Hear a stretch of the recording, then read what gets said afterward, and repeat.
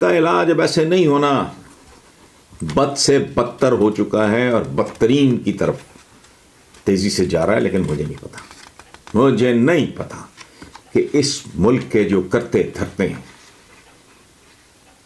उनके सीनों में दिल नहीं है। का पूरा माशरा जवाल पजीर है। जहाज जब गिरता है, खटमंडो में गिरा है नेपाल में चंद दिन पहले, तो उसमें फर्स्ट क्लास के पैसेंजर्स भी होंगे, बिजनेस क्लास के भी होंगे, इकोनॉमी के भी होंगे, मरे तो सारे। माशरे जब डूबते हैं तो फिर बचता कोई नहीं।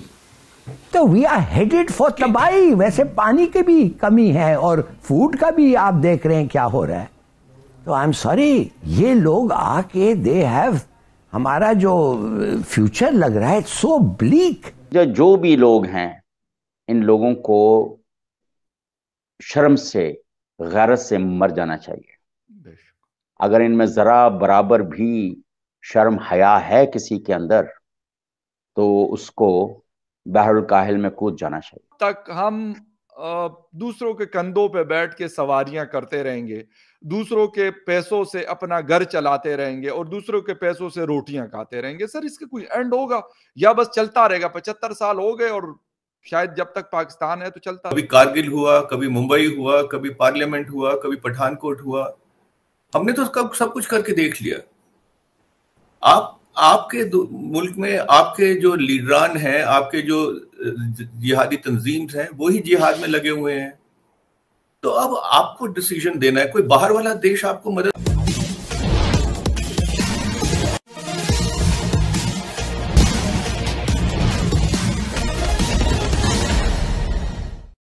पाकिस्तान के जाने माने पत्रकार हसन निसार, जो अपने बेबाकी और अस्पष्टवादिता के लिए माने जाते हैं, उन्होंने अपनी पीड़ा व्यक्त करते हुए कहा है कि पाकिस्तान एक डूबता हुआ जहाज है जो कभी भी डूब सकता है। पाकिस्तान लंबे समय से झूठ और फरेब का सहारा लेकर चलते आया है। उन्होंने यह भी माना है कि पाकिस्तान अब भारत से बराबरी करने के योग्य नहीं। आगे की चर्चा सुनते हैं। सारा मुल्क झूठ पे, फ्रॉड पे, शराब पे चल रहा है। का पूरा माशरा जवाल पजीर है। जहाज जब गिरता है, खटमंडो में गिरा है नेपाल में चंद दिन पहले, तो उसमें फर्स्ट क्लास के पैसेंजर्स भी होंगे, बिजनेस क्लास के भी होंगे, इकोनॉमी के भी होंगे, मरे तो सारे। माशरे जब डूबते हैं तो फिर बचता कोई नहीं। और जिन बेगैरतों का ये ख्याल है कि औलादें बाहर रख के, जायदादें बाहर खरीद के बच जाएंगे, नहीं हो सकता। कोई और किस्म का 9/11 आएगा। इनके एहसासे, इन चोरों के सब जब्त हो जाएंगे और इनकी औलादें वहां भीख मांगती फिरेंगी। तो आप बात कर रहे हैं, ये एक मसला नहीं है। उम्मुल मसाइल, चोरों की मां को मारो। उम्मुल मसाइल क्या है? मसाइल की मां ये निजाम है। कदम कदम पे झूठ और नंगापन। मसला की तौर पर जवाल याफ्ता मुल्क हैं हम, मुआशी तौर पर जवाल याफ्ता मुल्क हैं हम, सियासी तौर पर जवाल याफ्ता मुल्क हैं। अब मैं बाकी इदारों को मैं क्या कहूं, अगर उनमें भी कोई दमखम होता तो शायद ये मुल्क ज्यादा बेहतर होता। सर, एक बात करूंगा और आखिरी इकोनॉमी के हवाले से ही। शहबाज शरीफ साहब का एक क्लिप भी चल रहा है, मैंने भी ट्वीट किया। वो कहते हैं जी मैं दुबई गया और मैंने पहले तो मैं शर्मा रहा था कि पता नहीं मुझे कहना चाहिए क्या नहीं कहना चाहिए पैसों के लिए, लेकिन आखिर मैंने कहते हैं कि दिल बड़ा करके और मैंने बता दिया अन्ना यान साहब को कि शेख जैद साहब को कहा कि बस प्लीज आप मेरे भाई हैं और $1 अरब मुझे आप दे दें। तो सर, ये कब तक हम दूसरों के कंधों पे बैठ के सवारियां करते रहेंगे, दूसरों के पैसों से अपना घर चलाते रहेंगे और दूसरों के पैसों से रोटियां खाते रहेंगे? सर, इसका कोई एंड होगा या बस चलता रहेगा? 75 साल हो गए और शायद जब तक पाकिस्तान है तो चलता रहेगा। देखें, अब इसका जरा जो जवाब है ना फखर, वो गैर पार्लियामानी है जी। अब इन लोगों को, जो भी शरीफ हैं, बदमाश हैं, खान हैं, पठान हैं, बिल्कुल, जो भी लोग हैं, इन लोगों को शर्म से, गैरत से मर जाना चाहिए। अगर इनमें जरा बराबर भी शर्म हया है किसी के अंदर, तो उसको बहरुल काहिल में कूद जाना चाहिए। तो वी आर हेडेड फॉर तबाही। वैसे पानी की भी कमी है और फूड का भी आप देख रहे हैं क्या हो रहा है। तो आई एम सॉरी, ये लोग आके दे हैव, हमारा जो फ्यूचर लग रहा है सो ब्लीक कि मैं I am beginning to panic. अगर कल ये बात फैसला नहीं हुआ और उनकी टीम नहीं आई या उनकी एग्रीमेंट नहीं हुई, वो ट्रांच नहीं मिला, और अगर वो ट्रांच मिल जाए फिर 6-8 बिलियन दोस्तों से मिलेगा including China and UAE and Saudi Arabia, तो we are finished.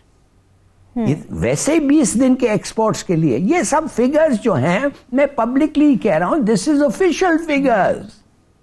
4.6 billion is only 3 weeks imports. 22 दिन। तो पता नहीं क्या होने वाला है। सबसे पहले तो यह है कि आपको देश के अंदर, अपने मुल्क के अंदर कंसेंसस बिल्ड करना पड़ेगा। आपको बातचीत शुरू करनी पड़ेगी अपने मुल्क में कि क्या किया जाए हिंदुस्तान के साथ। और ये एकदम से कुछ नहीं होने वाला, ये बहुत धीरे धीरे चेंज होगा। पर चेंज आपको करना है, हमको नहीं करना है। हमने तो 60 साल कोशिश करके देख ली, 70 साल कोशिश करके देख ली। हमने जब भी कोशिश की, तो आपको पता है कि आप तो बड़े पॉलिटिकल एनालिस्ट हो, आपको ऑब्जर्वर हो, बड़े कीन ऑब्जर्वर, कि क्या हुआ। कभी कारगिल हुआ, कभी मुंबई हुआ, कभी पार्लियामेंट हुआ, कभी पठानकोट हुआ। हमने तो सब कुछ करके देख लिया। आपके मुल्क में आपके जो लीडरान हैं, आपके जो जिहादी तंजीम्स हैं, वही जिहाद में लगे हुए हैं। तो अब आपको डिसीजन देना है, कोई बाहर वाला देश आपको मदद, ये जो डिसीजन है, ये डिस्कशन है, ये आपने इंटरनली करना है, स्टेक होल्डर्स के साथ करना है, आर्मी के साथ करना है, डीप स्टेट के साथ करना है, जिहादियों को कंट्रोल करना है, लोगों को ये बताना है कि हकीकत क्या है। क्योंकि नफरत के माहौल में कोई अगर अमन का पैगाम है, वो पैगाम कोई किसी को जेन्युइन नहीं लगता है। बिल्कुल ठीक है। का इलाज अब ऐसे नहीं होना, बद से बदतर हो चुका है और बदतरीन की तरफ तेजी से जा रहा है। लेकिन मुझे नहीं पता कि इस मुल्क के जो करते धरते हैं, उनके सीनों में दिल नहीं है। क्या होता है, तो जितना टूटा पजा गरीब, ये वो उल्टा सीधा रिटार्डेड नीम पागल होगा, उतनी खैरात भीख ज्यादा मिलेगी। दरअसल जो देश फरेब और झूठ के आधार पर बना हो, उसका यह हस्र होना ही था। 2 कौमी नजरिए के आधार पर पाकिस्तान बना, यानी हिंदू और मुसलमान साथ नहीं रह सकते। यही आधार था जो बिल्कुल मिथ्या और भ्रामक साबित हुआ। नहीं तो फिर मुस्लिम बहुल आबादी वाला बांग्लादेश आखिर पाकिस्तान से क्यों अलग होता। सवाल यह उठता है कि अगर हिंदू और मुसलमान एक साथ नहीं रह सकते, तो फिर पाकिस्तानी दूसरे देश में जाकर कैसे रहते हैं, कैसे वे जाकर इंग्लैंड में रहते हैं, अमेरिका में रहते हैं। वहाँ तो क्रिश्चियन आबादी बहुल्यता है, यानी यह केवल अपने फायदे के लिए वे दूसरे जगह जाते हैं।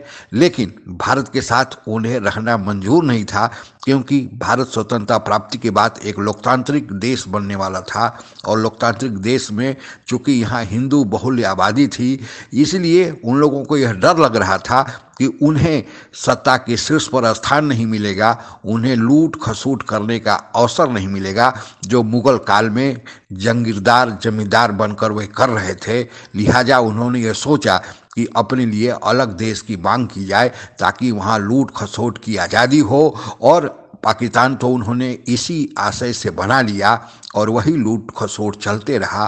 और आज स्थिति यह है कि पूरे पाकिस्तान में ही दीमक लग गया है, पूरा पाकिस्तान ही सड़ गया है। और इसी अपनी पीड़ा को बयान करती जो हसन निसार हैं, जो हमेशा से अपने बेबाकी और अस्पष्टवादिता के लिए जाने जाते हैं, उन्होंने अपना पाकिस्तान को लेकर रोना रोया है। हालांकि यदाकदा पाकिस्तान की ओर से यह भी आवाज़ें आती है कि उन्हें भारत के साथ अच्छे ताल्लुकात बनाने चाहिए, लेकिन भारत के शर्त को वह मानने को तैयार नहीं कि भारत में जो आतंकवाद वो भेजते हैं उसे भेजना बंद करे।